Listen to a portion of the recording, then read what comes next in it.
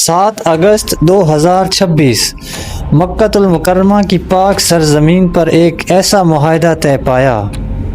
ایک طرف پاکستان، بیچ میں سعودی عربیہ اور دوسری طرف ترکی۔ آخر اس معاہدے کی وجہ کیا بنی؟ مسلمانوں کے 3 الگ الگ بڑے ملک اب اتنے قریب آ چکے ہیں کہ دنیا سوال اٹھانے لگی ہے۔ یہ معاہدہ ہے دفاع کا۔ اگر کسی ایک ملک پر حملہ ہوا تو دوسرے ملکوں پر بھی، باقی کے 2 ملکوں پر بھی حملہ شمار کیا جائے گا۔ آخر اس معاہدے کی ضرورت کیوں پیش آئی؟ اور سب سے بڑا سوال، کیا اگر ایک ملک پر حملہ ہوا تو باقی کے 2 ملک بھی اس جنگ میں کود پڑیں گے؟ اس معاہدے کو مکہ جوائنٹ ایگریمنٹ کہا جا رہا ہے، لیکن یہاں پر ایک سمجھنے کی چیز ہے کہ اگر ان 3 ملکوں پر میں سے کسی بھی ایک پر حملہ ہوتا ہے تو براہ راست کوئی بھی ملک اس جنگ میں شامل ہوگا یا نہیں؟ اس کا جواب اتنا سمپل نہیں ہے۔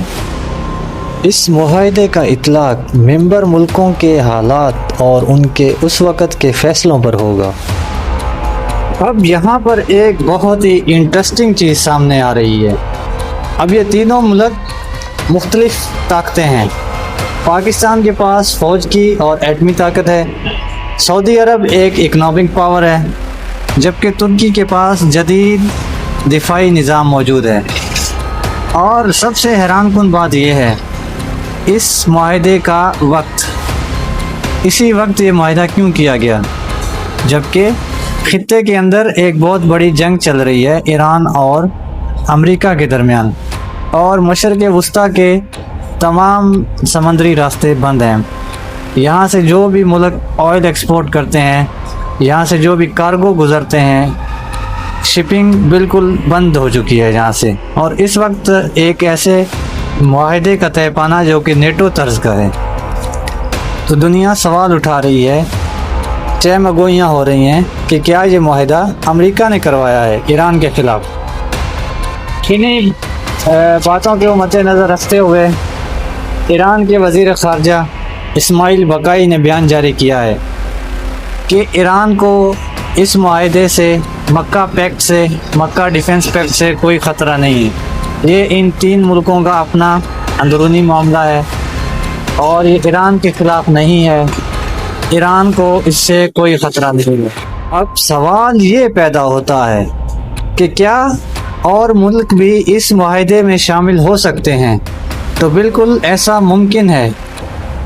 امریکہ کے دفاعی نظام کی حالیہ تباہی کو دیکھتے ہوئے، جو کہ قطر، عمان اور بحرین کے اندر ہوئی، اب یہ ممالک بھی ایسا معاہدہ چاہتے ہیں جو ان کے ملک کے لیے، ان کی سرحدوں کی حفاظت کے لیے اہم ہے، اور بہت سے گلف کنٹریز ہیں اس میں شامل ہونا چاہتے ہیں۔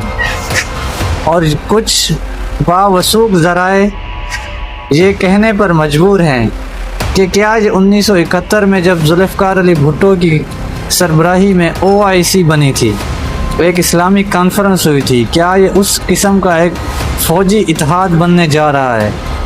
اور کیا دنیا اب اس کو قبول کرے گی، اس فوجی اتحاد کو؟ یہ ایک بڑا سوالیہ نشان ہے۔